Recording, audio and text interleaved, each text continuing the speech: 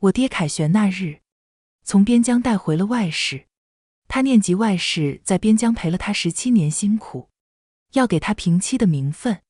娘亲平静点头，这些年他主动为父亲纳妾，将一切安排妥当，向来贤良大度。我爹以为娘亲待他深情如初，我娘闻言却笑了，什么情情爱爱，我做的一切不过只是为了坐稳主母的位置。亲爱的朋友，你好呀。此刻的你，是刚结束了一天忙碌的工作，正窝在沙发里放松，还是在某个安静的角落，想暂时逃离外界的喧嚣呢？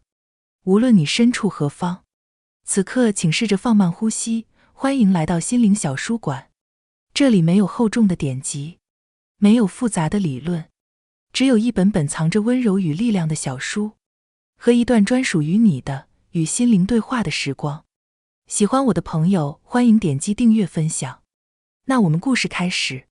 我爹是镇守边疆的大将军，我娘虽被他明媒正娶娶进将军府，但在边塞将士们的眼中，将军夫人却另有其人，那人便是娘亲的堂妹沈英。我爹在成婚后第2天，便带着沈英去了战场。说是去战场，实则是私奔。我爹与我娘虽是青梅竹马，但我娘这种端庄的世家嫡女却不是父亲所喜欢的。他喜欢的是沈英那样英姿飒爽的女子，可他们的婚事是先帝在世时就定下的。我爹不能退婚，只能在新婚夜后带着沈英离开京城。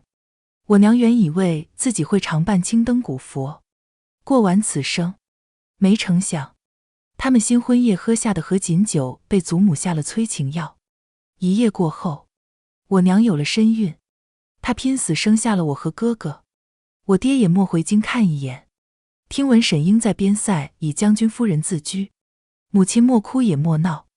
旁人问起，母亲也只是淡淡道：将军常年在外征战，家中的这些琐事就不劳他费心了。他养好身子后，在将军府中做起了贤良主母，人人都说她痴情。丈夫带着别的女人去了边关，她却还要为丈夫尽心打理着内宅。母亲莫理会外面的闲言碎语，只是尽心照顾着我和哥哥。我2岁的时候，沈英为我爹生下了个儿子，祖母被气得吐了血。我爹多年不归家，只有母亲在祖母病榻前伺候。那时候祖父过世还未满3年，在校期内沈英没有名分为他生子，母亲只是给父亲寄了一封书信，提醒他切勿声张此事，以免被言官弹劾。祖母原本瞧不上母亲软弱的性子，可看到她如此识大体，开始对她愈发愧疚。2年后，祖母终于将管家钥匙交给了母亲。祖母看她的眼神很是怜悯，孩子，这些年真是委屈你了。离开祖母的院子，我奶声奶气地问娘亲：娘亲，祖母为什么说您委屈？娘亲蹲下身，捏了捏我肉乎乎的小脸，笑道：娘有你和哥哥，还有将军府的管家权，哪里委屈了？可他们说，爹爹被人抢走了。娘亲眸色转冷，她自幼便喜欢抢娘的东西，男人又不是什么好东西，她要抢便抢去了。我眨巴着眼睛，没听懂娘亲话里的意思。娘亲只是对我笑了笑，等你长大后，自然就会懂了。我爹常年驻守边疆，很少回家，我在及笄之前也没见过他几面。不仅是对娘亲，他对我和哥哥，大概也是不喜的。哥哥自幼体弱，身子骨不适合习武，母亲便请了先生教他读书。一次年节回家，父亲远远瞧见哥哥裹着厚棉袄读书，摇头对随从说：哥哥身上没半点将门风范，一点都不像他，反倒是沈英生下的儿子宋辉，舞刀弄棒样样都会，壮实的像只小老虎。父亲是真心疼爱这个小儿子，希望他长大后也能像他那样上战场。母亲看出他的心思，劝了祖母许久，才让祖母松口让宋辉以庶子的身份记进族谱。那日我爹与祖母大吵了一架，我爹连晚膳都没用就离开了。祖母对着他的背影痛骂，难道那野女人生的孩子还想做嫡子不成？一个无名无分的外室，还真以为自己是将军夫人，只要我活着一天，他就不可能进门。母亲宽慰好祖母后，牵着我追上我爹的车马。那是我爹第一次抱我，他看向母亲的眼神好像不似从前那般冷淡了。母亲将手里的包袱递到他身边随从的手里，温声道：“这些是妾身为夫君做的衣衫，做了2月才做好，还望夫君不要嫌弃。”我爹带着沈英去了边疆，很少回京。这些年，京中的那些贵妇在背地里都笑话娘亲过的日子和守活寡差不多。不过娘亲对我爹莫生出半分怨恨，依然待他如初。我爹难免会心软，凌厉的眉眼柔和下来。这些年你照顾母亲，辛苦了，都是妾身该做的。婴儿曾对我有救命之恩，我不能不顾及他。我爹看娘亲的眼神似乎有些愧意，婴儿让我带话给你。他说你们曾经亲如姐妹，希望你不要记恨于他。娘亲弯了弯唇，笑意不达眼底，怎么会？妾身是将军府主母，自然有容人的量。直到我爹的车马消失在夜色与薄雾之中，娘亲唇角的笑意才渐渐冷了下来。我抬头望着娘亲，小声嘀咕道：“娘亲撒谎，娘给爹爹的衣衫分明是绣娘做的。”娘亲垂眸看着我：“那你刚才怎么不拆穿娘亲呢？”我哼了声，他们都说我莫哥哥聪明，可我又不笨。哥哥说娘亲就算做错了也是对的。娘亲抱着我，笑弯了眼。她这时候的笑容和在祖母、爹爹面前不一样。小时候我真以为母亲对爹爹没有半点怨恨，可是他们也曾年少情深。上一次娘亲在城门口送他的时候，他骑在战马上，勒紧缰绳，回头朝娘亲吼道：“昭恒，等我打了胜仗，就回来娶你。”娘亲等了他1年，可他回来后，却告诉娘亲他心里有了沈英。外祖父待母亲向来冷淡，母亲盼着出嫁能摆脱那个冷漠的家，却没想到竟是跳进另一个深渊。他心里怎么可能对爹爹没有丝毫怨恨？我爹在边疆打了胜仗的消息传回京时，母亲正张罗着庆祝哥哥中举之事。母亲听着小厮的通报，神色黯然了一瞬，旋即笑道：“将军凯旋归来，好，太好了。”小厮小声试探：“将军这次不是一个人回来的，英夫人也回来了。”烛光映照着娘亲温婉的眉眼，语气听不出半分不悦。她在边关陪了夫君17年，也着实是辛苦。小厮闻言，瞬间喜笑颜开。小的一进京就听说夫人出了名的贤良，今日一现，果真如此。这些年人人都说母亲贤良，祖母病逝后，她独自将我和哥哥拉扯大，将府里打理得井井有条。为了维护将军府的名声，他还将爹爹在边塞与沈英生子的事给瞒了下来。他一心向着爹爹和将军府，可是爹爹满心满眼却都是沈英。旁人夸赞的贤良，不过是母亲委屈自己，成全了父亲。等通报的小厮离开，我小声问母亲：“爹爹带沈英回来，是要纳他进门做妾吗？他为你爹生了儿子，迎进门做个妾室也是应该的。”母亲翻账本的动作顿了读，不过她当年就不愿意回京喝这碗妾室茶，她怕不是想做妾。我冷笑一声，她一个外室，难道还想做主母不成？母亲笑而不语，放下账册，开始打点起了我爹的回京事宜。她吩咐下人将府里最好的西院收拾出来给沈英住，一切用度都按最好的安排。赵嬷嬷低声劝道：“沈英自小就不是个安分的，夫人待她这样好，怕是会好心莫好报。”在其他人眼中，母亲贤良的都有些傻了。他们都说像她这样脾气好的主母定会被轻狂的妾室压过去。京城的贵妇人都说她不过是命好，爹爹一直在外打仗，府里的妾室莫与他争风吃醋，不然他早就被那些妾气得一病不起。曾经我也这么认为，直到6年前，我陪着娘亲去宫中探望她的手帕教贤妃娘娘。那时候，贤妃娘娘遭人诬陷，害了兰昭仪腹中的龙胎。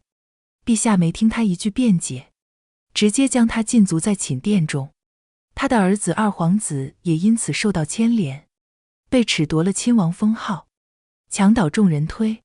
贤妃娘娘的母家也被拖累，父亲和弟弟皆被贬官。曾经兴盛的孟家如大厦倾颓，贤妃娘娘这才知道多年的情谊，终究抵不过每人落下的几滴眼泪。她郁结成疾，终日不吃不喝。那时候她的家人都已经离开了京城。太后心疼她，特许娘亲在宫宴后去探望她。娘亲带着我走进了陈设清冷的寝殿，贤妃娘娘躺在床榻上，面色苍白地看向娘亲。让你看笑话了。娘亲冷哼了声，这京中人人都在看我的笑话，说我守着活寡可怜。可你是知道我的，我现在的日子可比在沈家做姑娘的时候自在多了。贤妃娘娘病容难得浮现出一丝笑意，吩咐宫女为娘亲抬来凳子坐下。我很快被长侍嬷嬷带去了暖阁中，吃着宫女端上来的那盘远没有宫宴上精致的糕点。由你娘来劝娘娘，一定有用的。嬷嬷摸了摸我的头，眉头舒展，听说你娘献给太后的那幅缂丝百寿图刺绣，太后很是喜欢。你娘的绣工在整个京城也是无人能及的。太后身旁的太监说起了你娘从前和娘娘的情谊，太后才准许你娘来看娘娘。原来是我娘熬了好几个月的日夜才换来了这次见面。我还没吃完第3块酥饼，太监就来催促娘亲离宫了。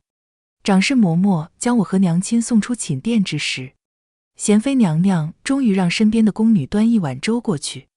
嬷嬷老泪纵横，一脸感激地看向我娘。我娘拿出手帕为她擦住泪，快去照顾你们娘娘吧，一切都会好起来的。嬷嬷点了点头，多谢夫人。走出宫门的时候，我终于没忍住问娘亲，娘亲，您是怎么劝贤妃娘娘的？娘就和她聊了聊当年你爹变心离开，娘也有不想活的时候，死不过是最容易的事。娘亲眼底掠过一丝冷意，继续道，可我若是不在了，你爹就会娶了沈英，让他坐上我的位置，你和你哥哥怕是不会有今天这样的好日子过。同样，贤妃娘娘如若一直消沉下去，二皇子怕是也没有好日子过。府中人人都说母亲待我爹深情，才会这些年为他苦苦守着内宅，维持着将军府的体面。直到那天，我才知道，母亲这些年的隐忍不是为了我爹。母亲去探望过后，贤妃娘娘的身子渐渐好了起来，二皇子沦为弃子，无诏不得进宫。母亲说他的课业不能荒废，让人将哥哥从前看过的书都给他送去，还为他请了师傅，让他和哥哥一同读书。母亲与贤妃娘娘是多年的挚友，母亲常提起他从前在沈家受外祖父苛待，外祖父莫为他请师傅开蒙，只让他在家学习女红，是贤妃娘娘教会他识字写字。如今他这样做也算是报答了当年的恩情。父亲凯旋回京，此役溃敌200里，朝野同欢。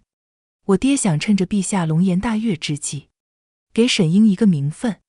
他回府那日，沈英并没有一道回来，而是安置在了城外的客栈中。父亲与母亲疏离多年，晚上过后，他难得找母亲去书房说话。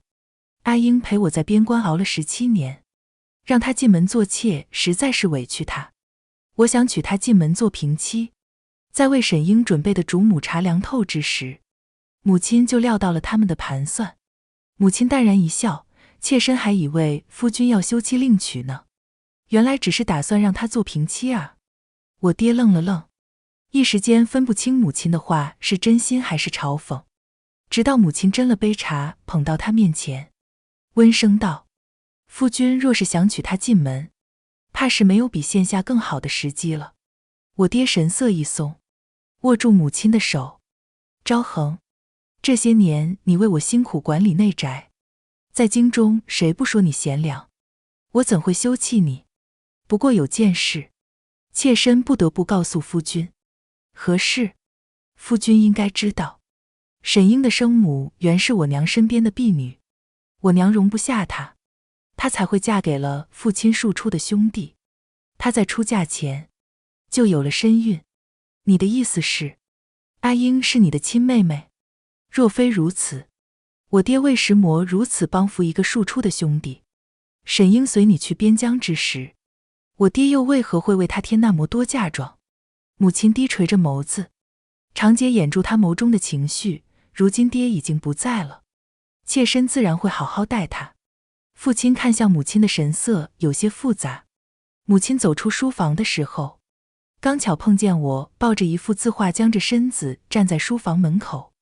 他看了眼我怀里的字画，问道：这是泽儿送来的？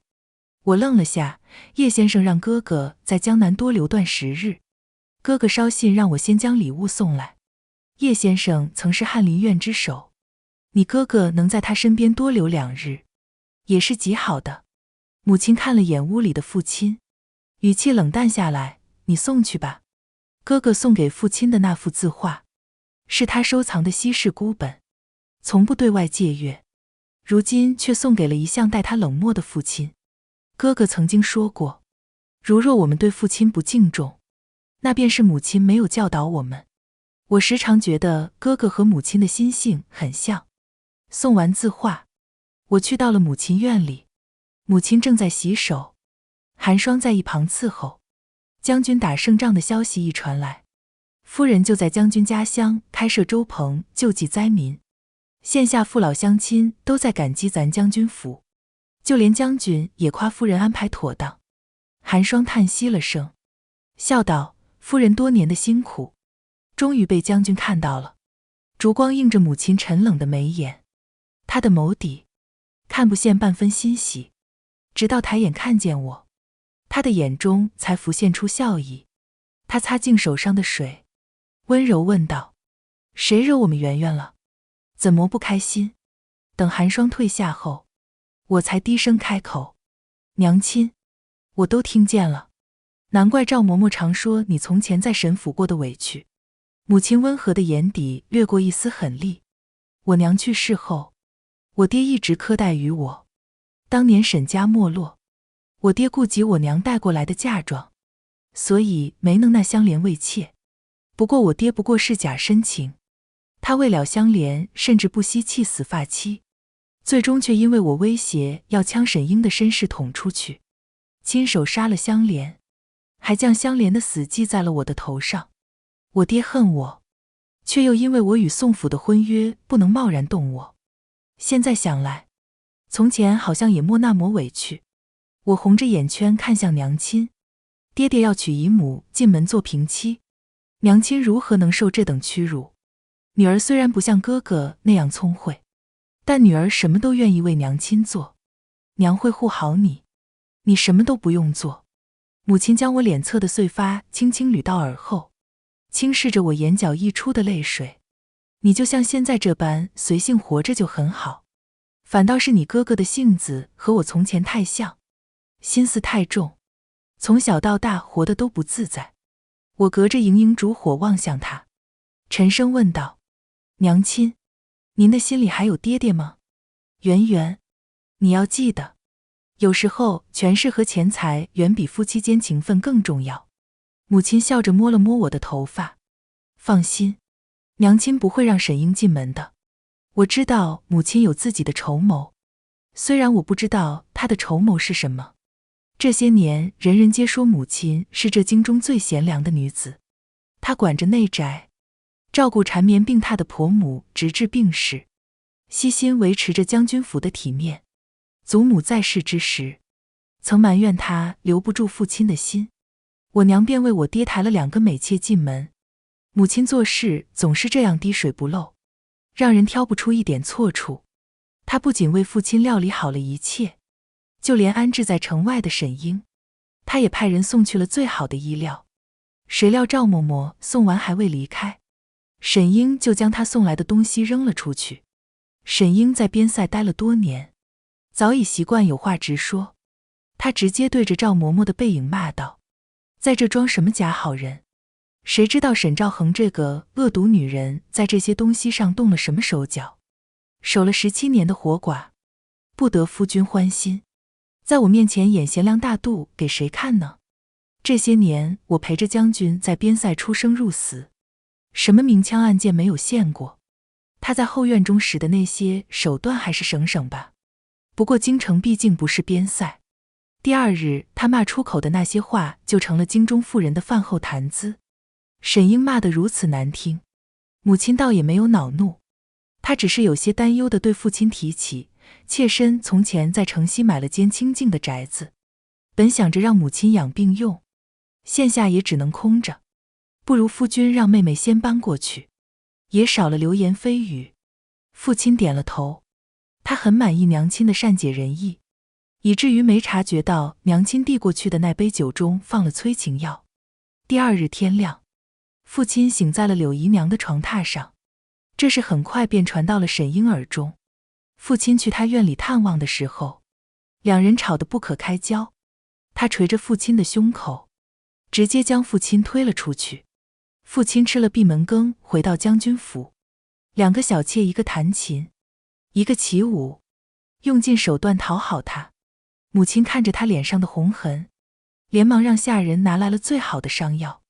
父亲无所谓地摆了摆手，这磨一点小伤，用不着上药。母亲神色温婉，明日陛下在宫中为夫君设了接尘宴，若陛下知道你这伤是如何来的，怕是会影响妹妹的名声。夫君想的那件事怕是提不了。父亲愣了下，神色柔和下来，伸手接过母亲手中的药膏。母亲不住痕迹地避开了他的触碰。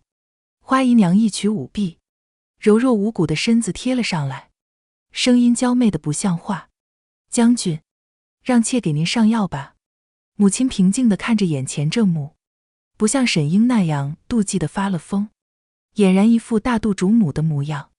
其实柳姨娘和花姨娘并不是良家之女，而是扬州富商所养的瘦马，年轻貌美，歌舞媚术都不在话下。沈英以为母亲会费尽心思想要与她抢爹爹的宠爱，可母亲早就不稀罕父亲的宠爱了。她那么喜欢争，那便与这2位年轻貌美的姨娘争吧。我爹在沈英和母亲这里遭遇了天差地别的待遇，就连他自己都没察觉到，自己的心里开始产生了微妙的变化。第2日，父亲带着母亲去了宫宴，陛下封赏了父亲。陛下设的这场宴席虽说是父亲的接尘宴，但陛下嘴里却满是对母亲的夸赞。这一切，多亏贤贵妃娘娘吹的枕头风。母亲端坐着，抬眼与坐在高位的贤贵妃对视一笑。我常听母亲说，人在逆境中会置之死地而后生，贵妃娘娘便是如此。自从6年前娘亲去探望后，她就收敛起了性子，开始潜心礼佛。她渐渐得了太后的喜欢，在4年前解了禁足。不过她亦有自己的傲骨，没有在陛下面前伏低作小。宫中不断进了新人，多年的疏离让她和陛下间的隔阂再难消除。她早就看透了君心冷漠，早就没有妄想会再得恩宠，一心只求家人平安。可即便如此，皇后为了让储君之位成为她儿子瑞王的囊中之物，还是对2皇子下手了。3年前，2皇子在出宫后遇刺，差点丢了命。贤妃娘娘知道，有胆子在天子脚下行刺皇子的，想来也只有皇后背后权倾朝野的姚家了。陛下心里自然也清楚，所以他没有下令彻查。为了息事宁人，他册封了2皇子为灵王。二皇子差点丢了命，只换来封赏。贤妃娘娘没有因此怨恨陛下。去年陛下南巡归来后，染了麻疹，陛下的病发作得极为凶险，命悬一线。后宫那么多妃嫔，只有贤妃娘娘幼时染过麻疹，她夜不解带地照顾陛下，直至病愈。后来陛下才从她身旁的嬷嬷口中得知，贤妃娘娘在年幼之时从未感染过麻疹，她撒谎不过是担忧陛下没人照顾。而后，贤妃被晋封魏贤贵妃，她成为贵妃之后，第一件事便是处置了当年陷害她的兰妃。不过这时候，兰妃却又有了身孕，兰妃还没来得及得意，就直接被打入了冷宫。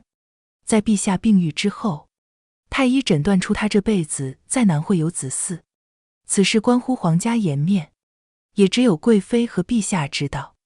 兰妃又一次利用假孕争宠，让贵妃多年的冤屈得以昭雪。听闻兰妃在冷宫中被吓得神志不清，每日都叫喊着让皇后救她出去，后来被一杯鹤顶红了结性命。从此帝后离心，贵妃成为了陛下身边最信任的人。兰妃的死讯传出宫时，母亲已将她和贵妃之间的往来痕迹销毁干净，没人知道那颗致使兰昭仪假孕的药是母亲为她寻的，更没人知道贵妃从前是染过麻疹的。她看似待陛下深情，不过都是算计而已。母亲说，贵妃是她曾经陷过最心善的人，如今也是她陷过手段最狠的人。他们两人就这样彼此帮扶着，一起从少女时期走到了今日。陛下放下酒杯，看了眼身旁的贵妃，随后陛下下令封母亲为诰命夫人。这时候父亲还没来得及提起娶沈英做平妻的事，与母亲一同跪地谢恩。他就算再怎么迟钝，现在也才反应过来，如若他这时提出让沈英做平妻，无疑是打了陛下的脸。毕竟为了将军府的颜面，他同母亲一起将沈英在边疆的事给瞒了下来。多年前，沈英曾涉险救他性命之事，京中无人知晓，在旁人眼中，沈英不过就是个没名分的外室罢了。反倒是母亲，是就连陛下都夸赞的贤良。父亲若是让沈英做了平妻，便背上了苛待发妻的罪过，他怕是等不到谏官参奏，陛下就直接怪罪了下来。这个道理，父亲终于是懂了。可是沈英不懂。沈英之前听闻母亲同意让他做平妻，还以为母亲这次仍然抢不过他。从前他在边塞听闻母亲贤良大度，只是觉得可笑。沈英不像母亲那样注重名声颜面，他此生最恨的便是当年沈家为了顾及颜面，让他一辈子都不能认自己的亲爹。他与娘亲明明是同一个爹生的，他却没能有娘亲那样好的家世，所以他顶着骂名，从母亲身边抢走了父亲。这17年，母亲费尽心思打理好的一切，日后都将是他的。可就是母亲这样什么都不及他的深宅妇人，却得到了陛下的夸赞，竟还被封赏了诰命。沈英气得砸了好几个花瓶，眸色发狠。夫君明明答应要让我与那个贱人同起同坐，如今怎就不能了呢？他自己惹得夫君厌恶，生的儿子也不讨夫君欢心，凭什么要一直占着主母的位置？他是主母又如何？夫君答应过我，将军府的一切都会是辉儿的。他旁边的婆子在旁边插话道，之前将军有意让少爷记在主母名下，夫人应该答应。那婆子话还没有说完，脸上就狠狠挨了一巴掌。沈英气的声音都在发颤，让我的辉儿喊那个贱人母亲，那贱人做他的春秋大梦去吧。话落，父亲正好走进院里，这一幕恰好落在前来探望的父亲眼里。他看着满地的碎瓷片和奴仆微微肿起的右脸，只觉得刺眼。父亲提出要将宋徽继任在母亲名下的时候，母亲虽然心中不愿，却还是为了他，含泪应下。从前父亲觉得沈英性子飒爽，如今却只觉得她凶狠悍妒。偏偏这时候，沈英不懂得收敛，讥讽地开口道：“你来这里做什么？是要将我的婚儿抢去给那个贱人吗？”父亲没了以往哄她的耐心，对着她冷笑道：“你又要将我赶走吗？”沈英转过头不看他，岂敢？这宅子都是将军的，我无名无分，不过是寄人篱下。父亲攥紧了拳，气得转头就走。沈英瞬间气得口不择言：“你今日走了，以后别再来我这了。”父亲头也不回地离开了。他一回府，就钻进了两位姨娘的院子里。两位姨娘的性子恭敬温顺，最能安抚人心。这样的一幕自然被沈英在府中收买的眼线瞧见了，连忙跑去通风报信。我站在廊下，望着那眼线离去的背影，偏过头问娘亲。女儿曾以为父亲的心里只装着沈英，两位姨娘进府2年，父亲都不闻不问，娘亲如何知道父亲会变心？母亲的唇角冷冷勾起，你爹在没遇见沈英前，也说心里只有我一个。他深情装得久了，都忘了自己本是见异思迁的性子。那您后悔嫁给爹爹了吗？不后悔，男人都一样，嫁谁都一样。母亲看向我，语气柔和了下来，或许这世上有好男人，只是娘亲莫怎么见过。我眨了眨眼，问：那哥哥算吗？母亲点了点头，娘会教好他，管好他。沈英听闻父亲整日宿在温柔乡，极度的发了疯。他在布庄拦下了两位姨娘，叫嚷着要撕烂2个狐狸精的脸。柳姨娘和花姨娘出身市井，哪里会被他这2句话唬住？他们打量着沈英，眼唇讥笑他人老珠黄，一个连将军府都进不来的外室，地位连他们这些妾都不及。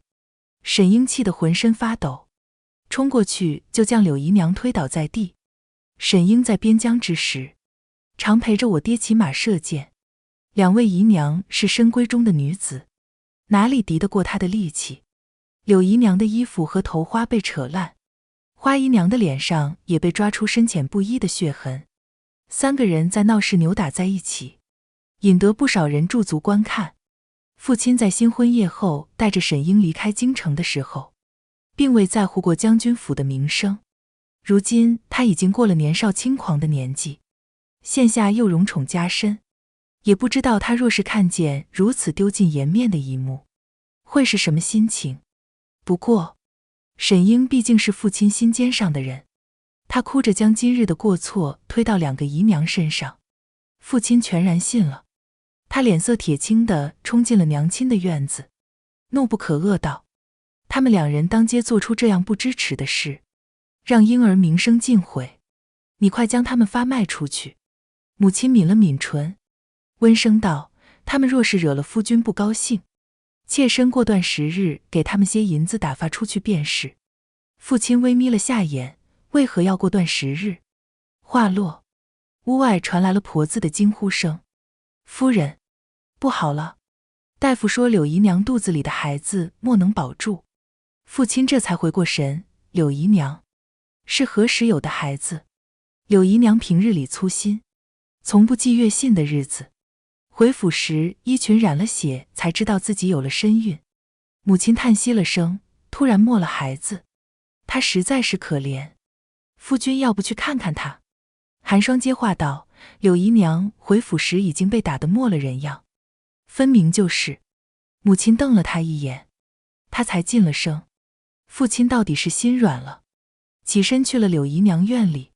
这时候我正安抚好了2位姨娘，安抚好她们用不着其他东西，只需用金银和银票，因为她们进府从来都不是为了做妾，而是为了攒下钱财过好后半生的。母亲掌着府里中馈多年，靠着这17年来的经营，置办了不少产业，攒下不少私财，是母亲选了他们，为他们托了贱籍，他们自然知道该讨好谁，为谁做事。柳姨娘皮肤生得白嫩，稍微受点伤就浑身淤青。花姨娘那张绝色的脸挂着血痕，一看就惹人心疼。沈英说他们嘲笑她人老珠黄的话，除了沈英身边的人，默人听见，他们自然是不认的。花姨娘跪在地上，双眸噙泪道：妾瞧着柳姨娘的腰身好似粗了些，同她说笑她看着像是有了身孕，切莫料到英夫人也在旁边，这话被她听了去，才有今日的祸事。花姨娘的一句话，便将脏水都引到了沈英身上，让她抵赖不得。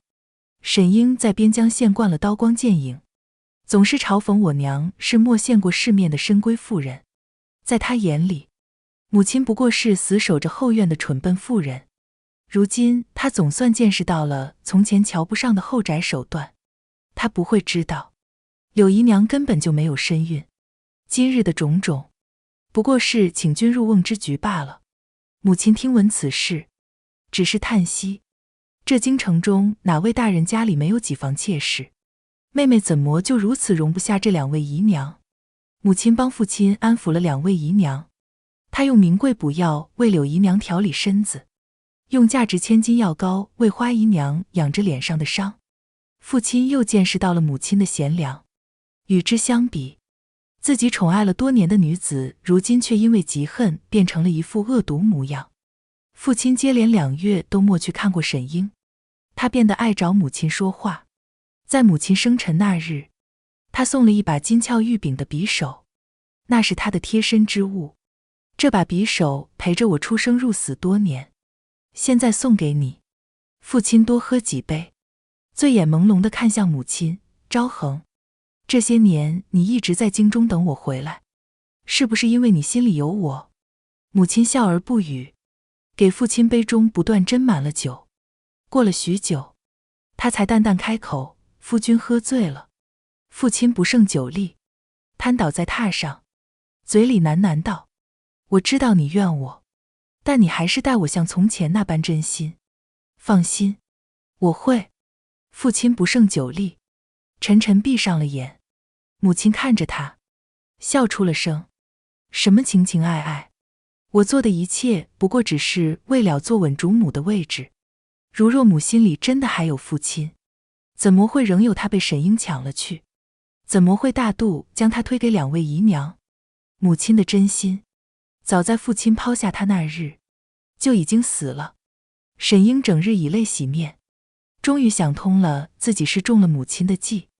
直到宋辉从边疆回来，他对母亲的怨恨才得以倾诉。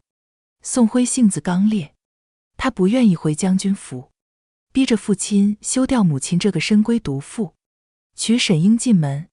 父亲被气得差点吐血，他放出狠话说，就当宋辉死了，自己没有这个儿子。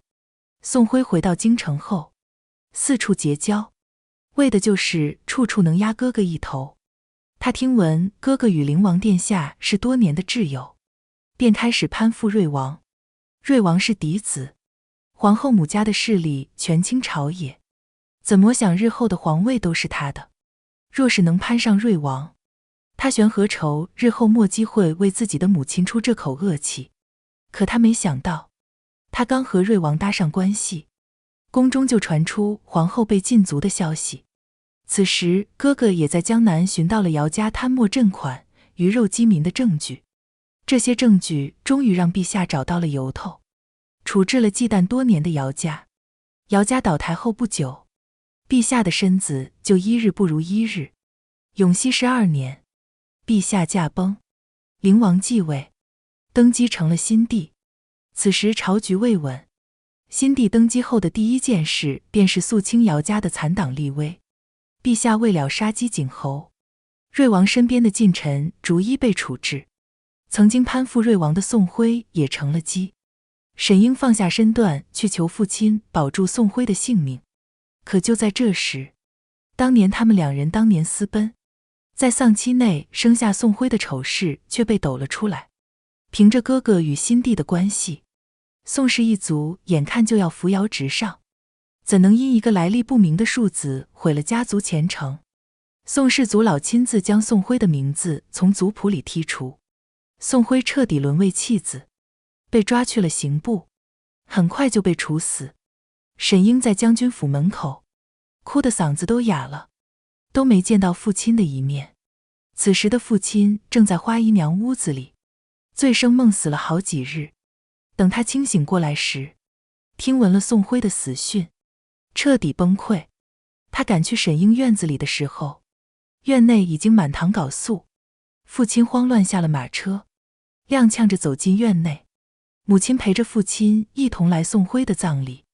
他知道沈英不愿意见他，便没有下马车。他拿出丝帕，一点点擦拭着父亲送给他的那把匕首。没过多久，院内传来一阵阵尖叫声。母亲掀开车帘，冲进院里，就看见父亲倒在一片血泊中，血腥味扑面而来，让他差点站不稳。沈英愣在原地，手中握着一把染血的匕首。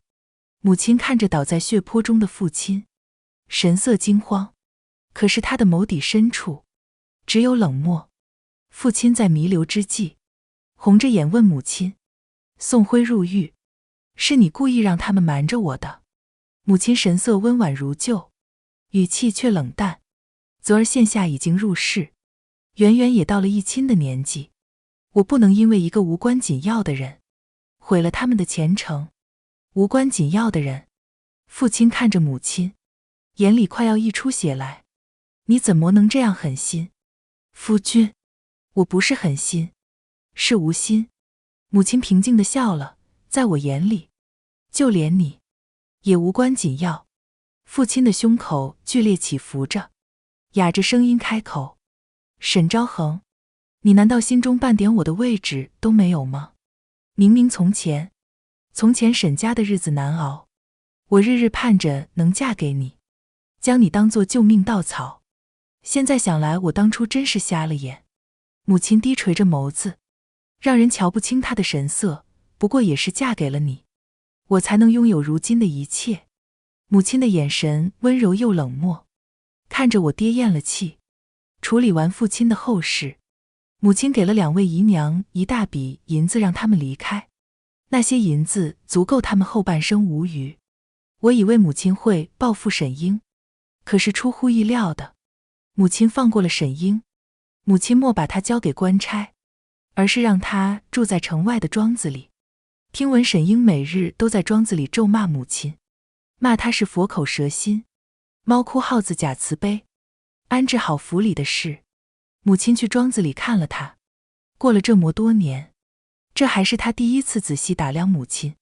从前在边疆时，他常常嘲讽母亲独自守在府中，日子过得凄苦。如今却发现母亲养出了一身雍容华贵的气派，脸上瞧不出什么岁月的痕迹，看起来甚至比他还要年轻几岁。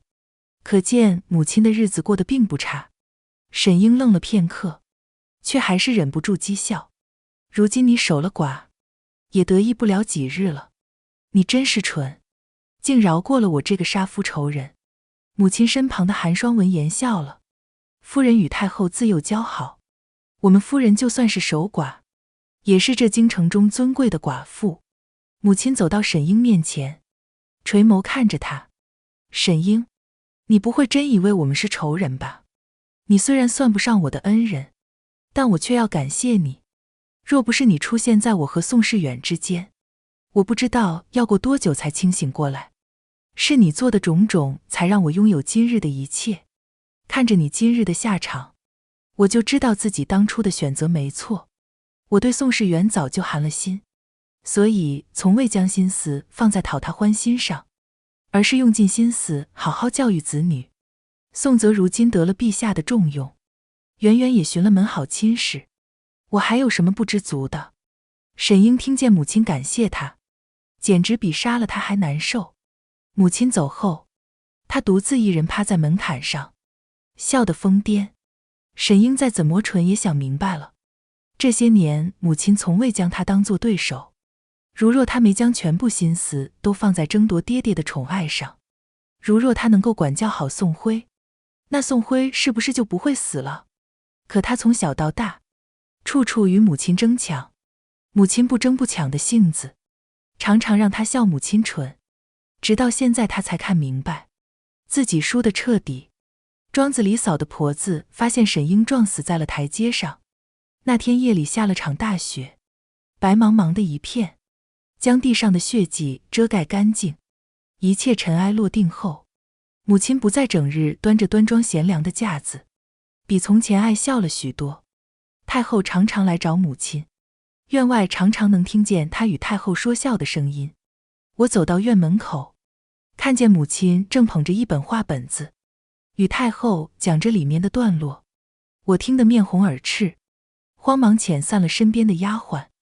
太后却说，母亲原本的性子就是这样的。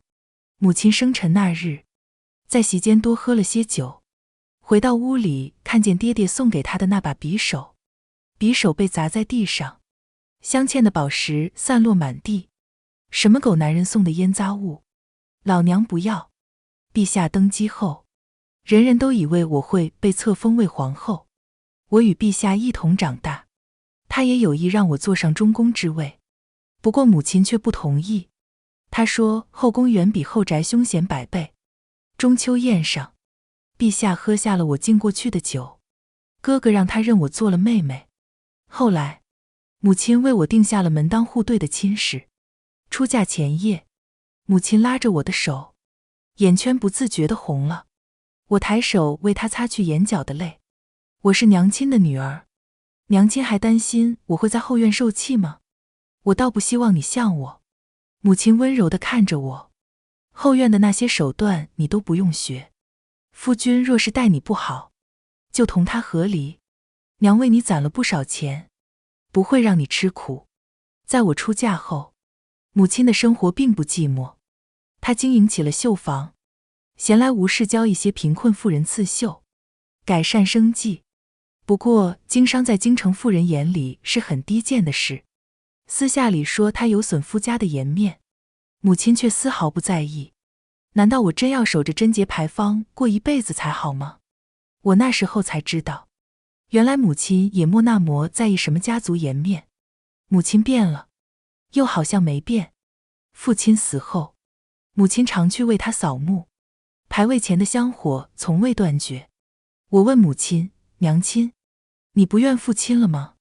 母亲摇了摇头，他虽然不是个好父亲，但我却觉得他是个好夫君。